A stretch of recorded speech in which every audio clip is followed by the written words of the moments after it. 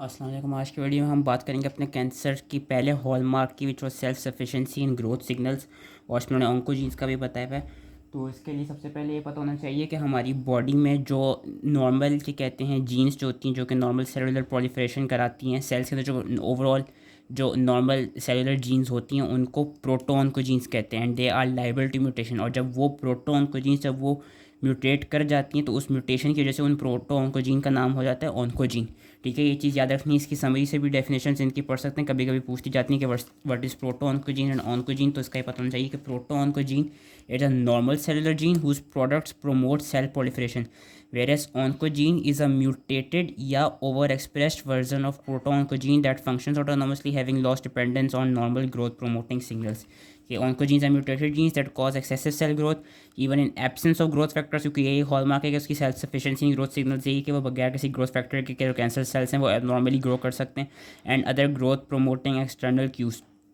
और वही जो मैंने कहा कि इट इज़ अ म्यूटेटेड या over expressed version of normal cellular genes which are called protooncogenes. अब इसका ये पता होना चाहिए कि हमें पता है नॉर्मली बॉडी में जीन से प्रोटीन्स बनती हैं, फिर प्रोटीन्स ही ओवरऑल ग्रोथ कराती हैं। तो जब ऑन्कोजीन्स हैं, ऑन्कोजीन्स क्या करती हैं, ऑन्कोजीन्स बेसिकली ऑन्कोप्रोटीन्स को इनकोड करती हैं। फिर ऑन्कोप्रोटीन्स की वजह से क्या होता है, ऑन्कोप्रोटीन्स की वजह से एक्सेसिव पॉलीफरेशन होती है कि cells expressing oncoproteins are thus free from normal checkpoints and proliferate excessively। Normal check points का ये मुराद है, हमने सेल साइकिल एक पढ़ी थी कि हमें पता था नॉर्मल सेल एम फेज़ के बाद G1 फेज़, एस फेज़ और G2 फेज़ में जाता है। और हमें पता है कि उन सेल साइकिल में दौरान बीच में एक G1 एम फेज़ पे रिस्ट्रिक्शन एक G1 एस फेज़ पे रिस्ट्रिक्शन पॉइंट होता है और एक G2 एम फेज़ पे रिस्ट्रिक्शन पॉइंट होता है। अब जो ऑन्कोप्रोटीन्स होंगी, ऑन्कोप्रोटीन्स क्या करेंगी कि वो एक्सेसिवली ग्रो करती रहेंगी, और वो जिन चेक पॉइंट्स पर उनको रुकना चाहिए और उनकी ग्रोथ को रिस्ट्रिक्ट होना चाहिए वहाँ पे वो रिस्ट्रिक्ट हो नहीं पाएंगी, क्योंकि वो कैंसरस बन गई हैं। और क्यों सेंस हम अभी आगे और नेक्स्ट वीडियो में पढ़ेंगे, क्योंकि उनके पास उनका एक और हॉलमार्क ये हुआ कि उन्होंने इनसेंसिटिविटी इख्तियार कर लिया टू ग्रोथ इनहिबिटरी सिग्नल्स। लेकिन अभी हम self sufficiency in growth signals पढ़ रहे हैं। तो ऑन्कोजीन्स का ये कि बेसिकली ऑन्कोजीन्स का याद रखने they encode oncoproteins, and oncoproteins grow excessively and they also grow without, मतलब क्या कहते हैं, without being hindered from any restriction check point. अब नॉर्मली होता क्या है, क्योंकि इसमें मेन हॉलमार्क हम ग्रोथ फैक्टर ग्रोथ सिग्नल्स का ही पढ़ रहे हैं। नॉर्मल सेल्स में होता है कि सबसे पहले उनकी ग्रोथ के लिए जो ग्रोथ फैक्टर है वो पहले अपने स्पेसिफिक रिसेप्टर पे बाइंड करता है। फिर वो जो स्पेसिफिक रिसेप्टर होता है उसकी ट्रांजिट और लिमिटेड एक्टिवेशन होती है by growth factor, which in turn activate several cytoplasmic signal transducing proteins. और हमें पता है सिग्नल ट्रांसड्यूसिंग प्रोटीन्स का काम क्या है कि सिग्नल ट्रांसड्यूसिंग प्रोटीन्स बेसिकली उस सिग्नल को आगे फर्दर ट्रांसड्यूस करके न्यूक्लियस तक लेकर जाती हैं एज ट्रांसमिशन और transduce signal to nucleus via additional cytoplasmic effector proteins and second messengers, या by a cascade of signal transduction molecules. Nucleus में क्या होता है कि न्यूक्लियस में induction and activation of transcription factors and epigenetic alterations that initiate and sustain DNA transcription. DNA transcription के बाद translation होती है, फिर एक ओवरऑल प्रोटीन बन जाती है, जीन जब एक्सप्रेस्ड हो जाती है तो सेल की फिर सेल या तो डिवाइड करता है, सेल अपनी अलग फेस में चला जाता है और सेल ग्रोथ होती है। Expression of genes and encoder factors that promote entry and progression of cell into cell cycle, ultimately resulting in cell division. Also in parallel changes in the expression of other genes that support cell survival and metabolic alterations that are needed for optimal growth। अब होता क्या है कि इसकी हमें पता है normally जो एक है पूरा वो ये साइकिल है। ये साइकिल बहुत इंपॉर्टेंट है कि ग्रोथ फैक्टर आया, उसने अपने रिसेप्टर जो अपना ग्रोथ फैक्टर स्पेसिफिक रिसेप्टर है उसको एक्टिवेट किया, उस रिसेप्टर ने सिग्नल ट्रांसड्यूसर्स को एक्टिवेट किया, सिग्नल ट्रांसड्यूसर ने न्यूक्लियस में ट्रांसक्रिप्शन करवाई, और क्या कहते हैं ट्रांसक्रिप्शन को एक्टिवेट होने के बाद फिर सेल की ग्रोथ हो गई।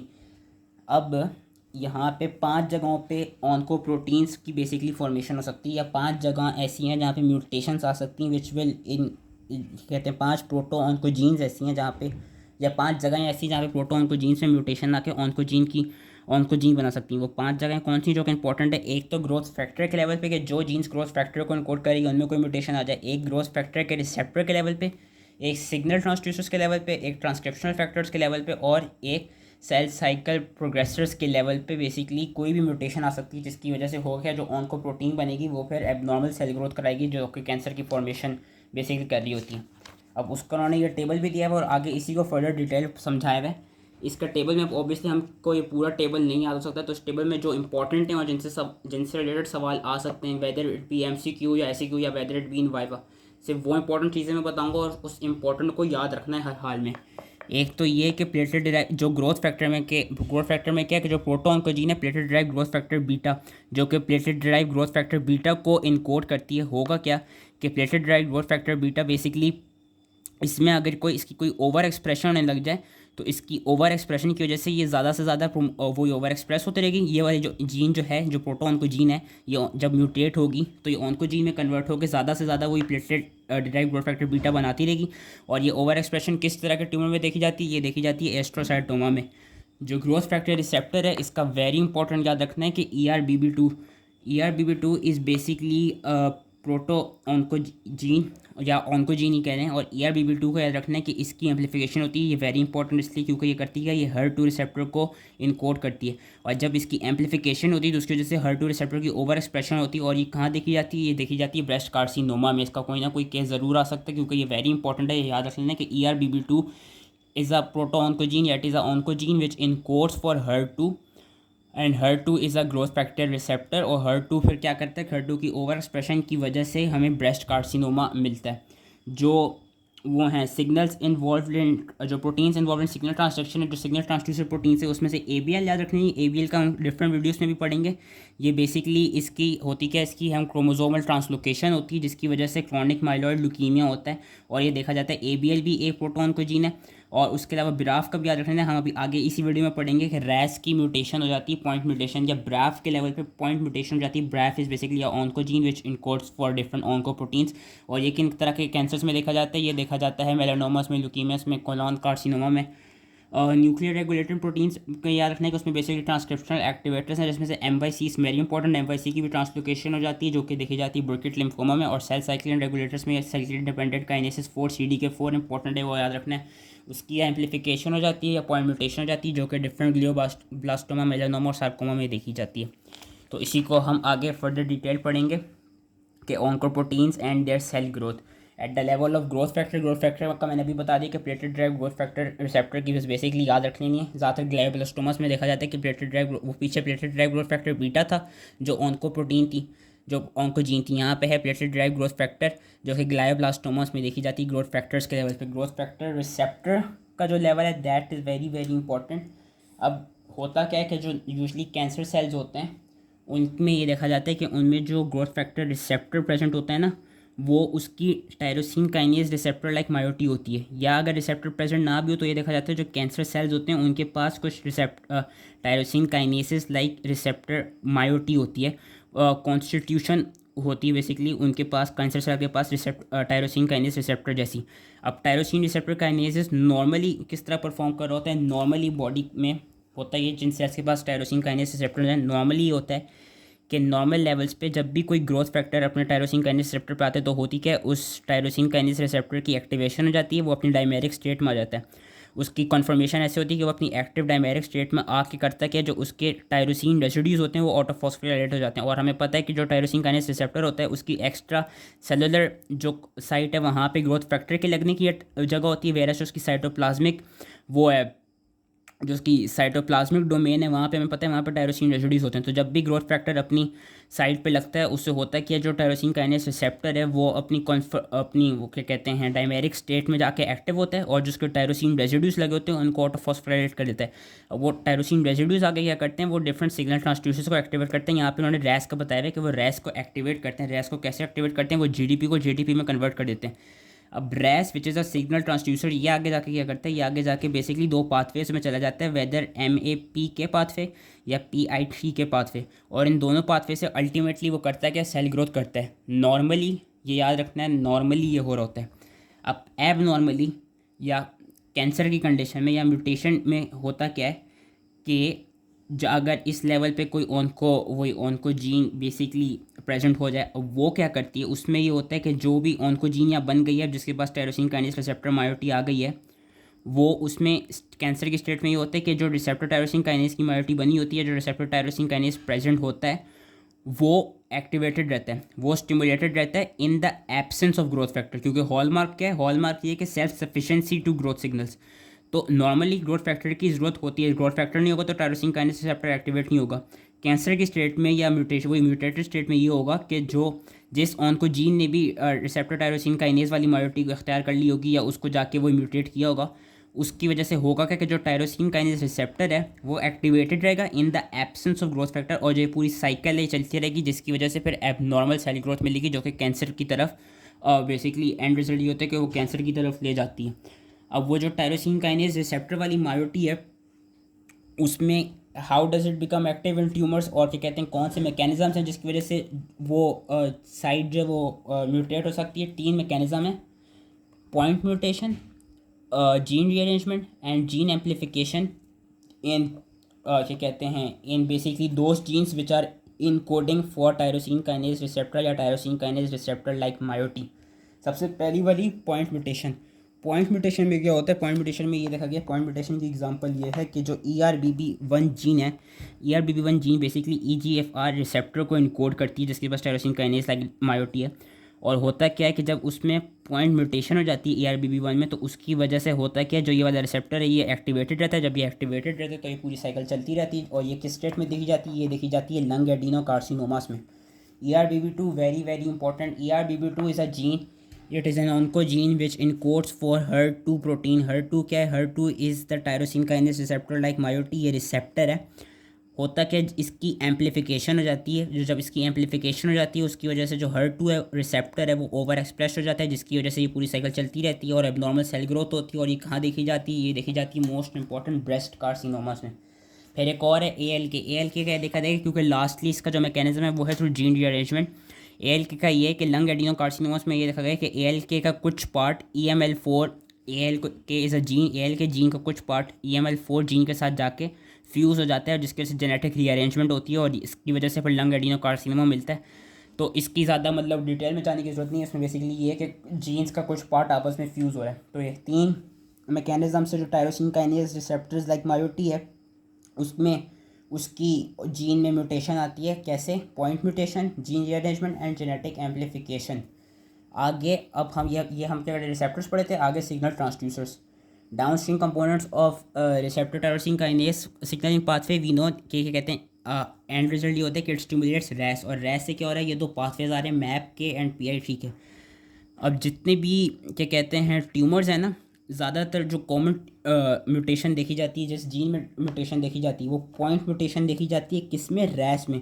कि point mutation of RAS family genes constitute the most common type of abnormality involving proto-oncogenes. के रैस की म्यूटेशन देखी जाती है। रैस की म्यूटेशन से क्या होता है कि नो डाउट अगर ये वाला रिसेप्टर सही भी क्या कहते हैं काम कर रहा हो ग्रोथ फैक्टर की एब्सेंस में, बेशक ये वाला रिसेप्टर जो है वो इनएक्टिवेटेड हुआ हो, ये जगह इनएक्टिवेटेड हुई हो, लेकिन म्यूटेशन कहाँ पे? रैस के लेवल पे। और रैस के लेवल पे कौन सी म्यूटेशन होती है? सिर्फ पॉइंट म्यूटेशन। और जब रैस के लेवल पे म्यूटेशन होगी तो उसकी वजह से होगा क्या? ये पूरी जो साइकिल है ये चलती रहेगी, जिसकी वजह से अगेन एंड रिजल्ट यही मिलेगा, abnormal cell growth and cancer. अब रैस की इंपॉर्टेंट चीज़ ये याद रखनी है कि नॉर्मल सेल्स में ये होता है कि रैस कैसे एक्टिवेट हो रही थी? जीडीपी, जब जीडीपी में कन्वर्ट हो रहा था, जीडीपी रैस के साथ लग रहा था और एक्टिवेट हो रहा था।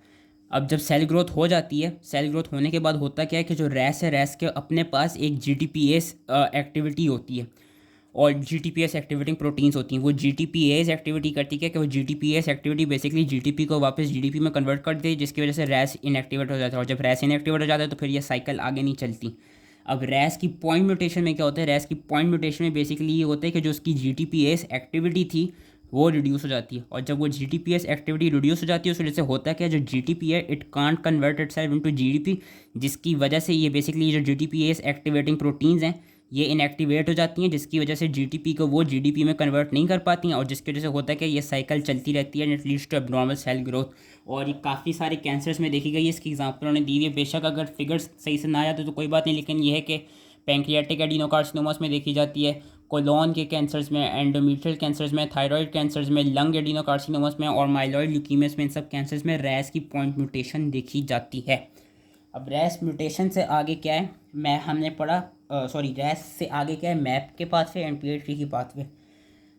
अब होता क्या है? मैप के और PI3 AKT cascades both lie downstream of RAS and consider series of kinases many of which are mutated in सही से नजर नहीं आ रहा। मैप के and PI3 AKT cascades both lie downstream of RAS and consist of series of kinases many of which are mutated in cancer cells। इन 2 जगहों पे कहाँ पे वो म्यूटेशन हो सकती है? एक तो या तो मैप के से पहले ब्रैफ के लेवल पे, या PI3K के लेवल पे। कैसे होती है? रैफ के लेवल पे कहाँ पे म्यूटेशन होती है? मैंने अभी पीछे बताया था, ब्रैफ के लेवल पे। बेसिकली जो ब्रैफ है, म्यूटेशन इन जो ब्रैफ दिया हुआ इन्होंने, BRAF is basically a member of BRAF family. अगर यहाँ पे कोई म्यूटेशन हो जाए, उस म्यूटेशन की वजह से होता है कि उस म्यूटेशन की वजह से ये होता है कि it stimulates the downstream kinases and ultimately leads to activation of these transcriptional factors, जिसकी वजह से अगेन जो एंड रिजल्ट होते हैं वो ये होता है कि सेल साइकिल प्रोग्रेशन होती रहती है और सेल ग्रोथ होती रहती है अगर यहाँ पे कोई म्यूटेशन आ जाए। और ये कैंसर आके कैंसर में देखा जाता है, ये भी देखा जाता है हेरी सेल ल्यूकीमियास में, मेलानोमास में और कोलोन कैंसर कार्सिनोमास में। ये देखा जाता है कि जो ब्रैफ है it stimulates downstream kinases and ultimately activate transcription factors अगर ब्रैफ पे कोई म्यूटेशन आ गई हो। PI3K के लेवल पे कैसे म्यूटेशन आती है? जो mutation in kinesis of PI3K family है जो कि ब्रेस्ट कार्सिनोमास में देखा जाता है, इसमें दो तरह की वो आ सकती हैं, म्यूटेशंस आ सकती हैं। या तो कोई ऐसी म्यूटेशन हो कि PI3K के लेवल पर हो जिससे PI3K ओवर एक्सप्रेस हो जाए और आगे ये AKT वाला और ये जो पाथवेज को एक्टिवेट करते रहे, जो कहाँ पे देखी जाती है? जो देखी जाती है ब्रेस्ट कार्सिनोमा में। एक और तरह की म्यूटेशन कहाँ होती है? P10 के लेवल पे। हम देख सकते हैं नॉर्मली अगेन क्या होता है, नॉर्मली जब ये साइकिल चल रही होती है, जब PI3K पाथवे चल रहा होता है, तो जब PI3K पाथवे पूरा मतलब अपना एंड रिजल्ट दे देता है, तो ये जो P10 है, ये P10 क्या करती है? ये P10 PI3 के पाथवे को इनहिबिट कर देती है ताकि फर्दर एक्टिवेशन ना हो। अब कैंसर में क्या होता है कि कैंसर में अगर PI3K की म्यूटेशन नहीं हुई तो P10 की म्यूटेशन हो जाती है। और वो P10 की म्यूटेशन कैसे होती है कि इसे मैंने कहा दो तरह की म्यूटेशन हो सकती हैं। एक तो ये म्यूटेशन कि PI3K ओवर एक्सप्रेस हो जाए, दूसरा कौन सी म्यूटेशन होती है कि P10 इनहिबिट की जो इनहिबिटिंग पावर है वो लॉस हो जाए, P10 सही से इनहिबिट ना कर पाए। और जब P10 सही से इस पाथवे को इनहिबिट नहीं कर पाएगा तो ये पाथवे चलता रहेगा, which will again lead to abnormal cell growth and cancer. और ये किस कैंसर में देखा जाता है? ये यूजुअली देखा जाता है एंडोमेट्रियल कार्सिनोमा में। तो ये याद रखनी है कि एंडोमेट्रियल कार्सिनोमा में P10 की इनहिबिशन नहीं हो पाती सही से, वे इसमें म्यूटेशन आ जाती है इन काइनेसिस में। वेयर एस ब्रेस्ट कार्सिनोमस में ये देखा जाता है कि PI3K की वो म्यूटेशन आ जाती है, PI3K के काइनेसिस में म्यूटेशन आ जाती है जिसकी वजह से वो ओवर एक्सप्रेस्ड हो जाते हैं और वो इस पाथवे को मेंटेन रखते हैं। सो that was at the level of growth factor receptor and signal transducers. अब ज़रूरी नहीं है कि जो सारे रिसेप्टर्स हों वो टायरोसिन काइनेस लाइक रिसेप्टर्स हों या वो ऐसे ही मायोटीज़ हों। कुछ नॉन रिसेप्टर टायरोसिन काइनेसिस भी होते हैं। वो नॉन रिसेप्टर टायरोसिन काइनेसिस कहाँ देखे जाते हैं या उनकी क्या कहते हैं, उनकी वो जो ऑन्कोजीन्स हैं वो किस तरह देखी जाती हैं या उनकी क्या एग्जांपल्स हैं? उनकी एग्जांपल्स हैं क्रोमोसोमल ट्रांसलोकेशन की या क्रोमोसोमल रीअरेंजमेंट की, जिसकी सबसे अच्छी हमारे पास एग्जांपल है किसकी? क्रॉनिक माइलॉइड ल्यूकीमिया की। क्रॉनिक माइलॉइड ल्यूकीमिया में क्या होता है? क्रॉनिक माइलॉइड ल्यूकीमिया में बेसिकली होता है कि जो ABL जीन जो होती है, ABL प्रोटो ऑन्कोजीन या ABL ऑन्कोजीन जो होती है, it gets translocated from its normal position to another abnormal position के। बेसिकली ये क्रोमोसोम नंबर 9 से क्रोमोसोम नंबर 22 पे वो हो जाती है, ट्रांसलोकेट हो जाती है। जहाँ पे BCR प्रेजेंट था वहाँ पे चली जाती है। ABL यूजली क्रोमोसोम नंबर 9 में होती है। क्रॉनिक माइलॉइड ल्यूकीमिया में क्या होता है कि ABL gene is translocated from its chromosome 9 to chromosome 22 और क्रोमोसोम 22 में जाके करती क्या है? It fuses with BCR। ये हम देख सकते हैं कि यहाँ से क्रोमोसोम 9 से क्रोमोसोम 22 पे जाके फ्यूज़ हो गई है और BCR के साथ अटैच हो गई है। और ये क्या कहलाती है? ये कहलाई जाती है BCR ABL प्रोटीन। अब ये जो BCR ABL हाइब्रिड जीन होती है, इसके पास क्या होता है? ये non receptor tyrosine kinase like property है कि बेसिकली ये जो जीन है इसके अपने पास टायरोसिन काइनेस जैसी वो होगी, एक्टिविटी होगी। अब इस टायरोसिन काइनेस एक्टिविटी की वजह से होगा कि it will eventually lead to activation of growth factor signalling pathways, जो कि हमने पीछे सारे पढ़े थे कि again will lead to abnormal cell growth and different types of cancer, जो कि इस केस में क्रॉनिक माइलॉइड ल्यूकीमिया हो रहा होगा। ठीक है, मैं फिर से रिपीट कर रहा हूँ कि नॉन रिसेप्टर टायरोसिन काइनेसिस ये हैं कि ABL ऑन्कोजीन जो थी, जो नॉर्मली क्रोमोसोम 9 में होती है, क्रॉनिक माइलॉइड ल्यूकीमिया में ये होता है कि it has translocated from chromosome 9 to chromosome 22 where it has attached itself to the BCR gene. BCR यहाँ पे 22 पे, ABL यहाँ पे 9 पे।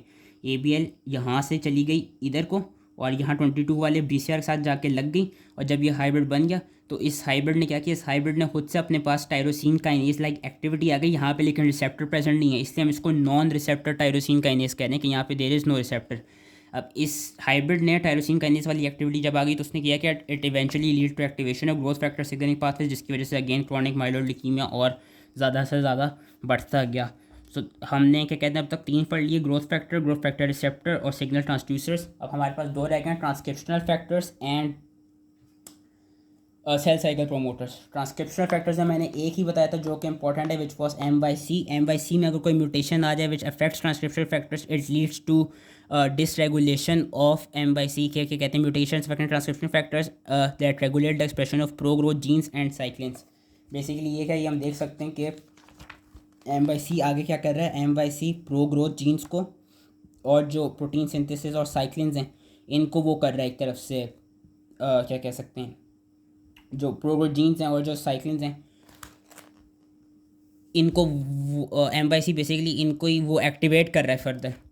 तो अगर एम बाई सी के लेवल पे म्यूटेशन आ जाए जो कि ट्रांसक्रिप्शनल फैक्टर है, एम बाई सी के लेवल पे म्यूटेशन आएगी, उसकी वजह से होगा क्या, उसकी वजह से ये होगा कि M Y C activates the expression of many genes that are involve in cell growth.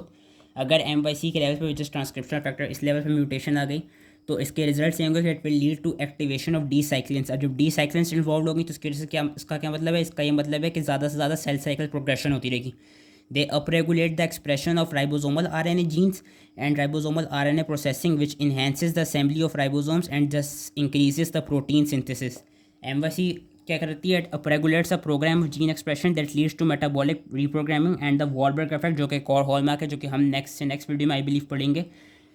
और इसके कि बेसिकली एम बाई सी की म्यूटेशन की वजह से क्या हो रहा है, एम बाई सी की हमने पढ़ी थी किस तरह की म्यूटेशन हो रही थी, एम बाई सी की हो रही थी ट्रांसलोकेशन। हाँ, ट्रांसलोकेशन होती है और ये बर्केट लिम्फोमा में देखी जाती है। इसकी ट्रांसलोकेशन ऐसे हो रही है कि ये यहाँ से अपनी क्रोमोसोम नंबर 8 से क्रोमोसोम नंबर 14 में ट्रांसलोकेट कर रहा है और ये इन्हेंसर जीन यहाँ पे बेसिकली क्या कहते हैं, जो क्रोमोसोम नंबर 14 है, क्रोमोसोम नंबर 14 पे एक एंटीजन रिसेप्टर जीन होती है एंड इट कंटेन्स इन्हेंसर। वो बेसिकली उस इन्हेंसर के साथ जाकर अटैच हो जाता है। जब वो उस इन्हेंसर के साथ जाकर अटैच होते हैं तो it leads to over expression of M Y C, it leads to increased M Y C proteins. And what does increased M Y C proteins to, increased M Y C proteins and over expression of M Y C proteins. ये सारे functions कराती हैं कौन से, कि they basically increase D cyclins which increases cell cycle progression. They upregulate expression of ribosomal RNA genes and ribosomal RNA processing which basically increase protein synthesis. They upregulate program of gene expressing, they basically upregulate the Wahlberg effect. उसके अलावा ये क्या करती हैं कि they upregulate expression of telomerase. This is also important. जब ये telomerase का एक्सप्रेशन अपरेगुलेट करते हैं तो हमने पढ़ा था सेकंड ईयर में कि अगर टीलोमरेज बढ़ जाए उसकी वजह से होता क्या है, उसकी वजह से क्रोमोसोमल शॉर्टनिंग नहीं होती, जिसकी वजह से जो सेल है इट विल क्या कहते हैं उसके पास एक तरफ से इमोर्टैलिटी आ जाती है। And lastly it is one of the handful of transcription factors that can act together to reprogram somatic cells into pluripotent stem cells. ये जब एम बाई सी जीन्स बढ़ जाएंगी और ओवर एक्सप्रेस्ड होंगी तो उनकी ये सारे फंक्शंस देखे जाएंगे कि ये 5 फंक्शंस बेसिकली वो कराती हैं। और ये किस तरह के उसमें देखे जाते हैं, किस तरह के कैंसर्स में देखे जाते हैं, ये देखे जाते हैं ब्रेस्ट कैंसर्स में, कोलोन कैंसर्स में, लंग कैंसर्स में, और ये क्या कहते हैं इन्हीं कैंसर्स में इनकी over expression of M Y C देखी जाती है। So that was related to transcriptional factors. Last आपका आ जाते हैं cell cycle promoters. Cell cycle promoters में मैंने कहा था साइक्लिन और साइक्लिन डिपेंडेंट काइनेसिस जो हैं, specially CDK4, that is important. और मैंने बताया था कि 2 चेक पॉइंट्स होते हैं, G1S फेस में और G2M फेस में। और ये साइक्लिन्स बेसिकली कर क्या रहे होते हैं, साइक्लिन्स ये कर रहे होते हैं, साइक्लिन्स भी अच्छा यहाँ पे प्रेजेंट होते हैं और साथ में कुछ ग्रोथ सप्रेसिंग वो सब्सटेंसेस भी प्रेजेंट होते हैं। जो साइक्लिन्स है they are basically growth promoting substances, whereas जो ग्रोथ लिमिटिंग या ग्रोथ सप्रेसिंग सब्सटेंसेस हैं उसमें भी डिफरेंट प्रोटीन्स आती हैं, लाइक रेटिनोब्लास्टोमा या डिफरेंट P27 या डिफरेंट सेल साइकिल इनहिबिटर्स, जो कि हम अभी आगे पढ़ेंगे थोड़े और नेक्स्ट वीडियो में। तो इसमें ये होता है सेल साइकिल की, उसमें जो म्यूटेशन है सेल साइकिल के जो प्रोग्रेसर्स हैं उसके लिए एक तो ये टेबल आपने याद कर लेना, क्योंकि ये टेबल आगे भी हेल्प करेगा। ये वाला टेबल याद कर लेना, इसका फंक्शन क्या है, इसमें इनका फंक्शन याद कर लेना P27 का और रेटिनोब्लास्टम और P53 का। These are very important. ये हम नेक्स्ट वीडियो में इन दोनों प्रोटीन्स का पढ़ेंगे। बेसिकली होता क्या है कि इसमें जो साइक्लिन डिपेंडेंट काइनेसिस हैं उनमें 2 तरह की वो म्यूटेशंस आ सकती हैं। वो जो 2 तरह की म्यूटेशंस थी वो कैसी थी, हमने टेबल में पढ़ी थी कि यादर एम्पलीफिकेशन या पॉइंट म्यूटेशन।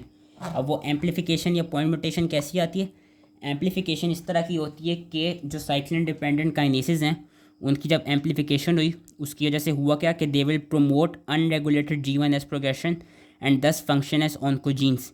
यानी कि ये ज़्यादा से ज़्यादा ग्रोथ कराते रहेंगे, जो सेल को नॉर्मली जिस फेज़ में रुकना चाहिए G1S फेज़ में बिफोर DNA सिंथेसिस सेल को जहाँ रुकना चाहिए वहाँ पे रुकेगा नहीं, प्रोग्रेस करता रहेगा, एबनॉर्मल ग्रोथ होगी और क्या कहते हैं different genetic basically different genetic DNA बनेगी, जिसकी वजह से अगेन क्या होगा, कैंसर कॉज हो जाएगा।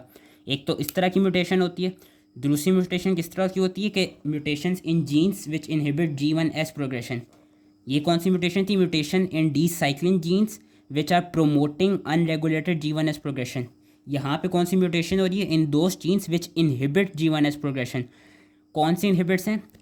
P16, P21 and P27। These are basically your cell cycle inhibitors. इनका काम नॉर्मली सेल में ये होता है कि जब ये देख रहे हो कि कहीं पे सेल की जो साइकिल है वो सही से कंट्रोल नहीं हो पा रही, या बेसिकली ये देखते हैं जब बेसिकली इनका फंक्शन ये होता है इन सब्सटेंसेस का कि जब ये देखते हैं कि कोई सेल है उसको फर्दर G1 से एस फेज में नहीं जाना चाहिए, तो वो करते क्या हैं, वो आगे जाके जो साइक्लिन डिपेंडेंट काइनेसिस हैं, जो CD4 हैं, उनको इनहिबिट कर देते हैं ताकि जो वो सेल हैं वो उसको साइकिल को G1 से एस फेज में प्रोग्रेस ना कर सकें।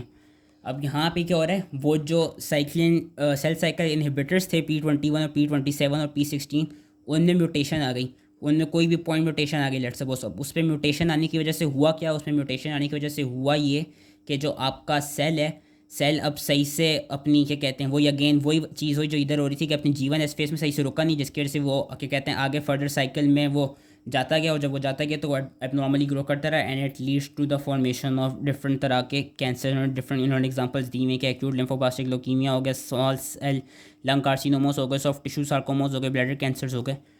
सो that was it related to the first hallmark. I hope कि ईजिली समझ में आ गया। इसमें बेसिकली ऑन्कोजीन्स और ऑन्कोप्रोटीन्स का बताया हुआ था कि हमें पता ही है कि जो प्रोटो ऑन्कोजीन्स हैं when they get mutated they convert themselves to oncogenes, और जो ऑन्कोजीन्स के प्रोडक्ट्स होते हैं which are known as oncoproteins, वो ऑन्कोप्रोटीन्स ही बेसिकली एबनॉर्मल ग्रोथ करा रही होती हैं, जिसकी वजह से कैंसर की वो फॉर्मेशन होती है, जिसकी वजह से एबनॉर्मल ट्यूमर ग्रोथ होती है। सो आई होप इसलिए समझ में आ गया। और सेल साइकिल के लिए वाले टेबल्स पढ़ लीजिएगा, टेबल्स बहुत अच्छे हैं, इससे समझ में आ जाएगा कि साइक्लिन CD4 का क्या फंक्शन है, और जो सेल साइकिल इनहिबिटर्स हैं उनका एज द नेम सजेस्ट उनका फंक्शन ये है कि वो सेल साइकिल को इनहिबिट कर रहे होते हैं, उसको प्रोग्रेस नहीं होने देते। तो आई होप इसलिए समझ में आ गया हो, एंड थैंक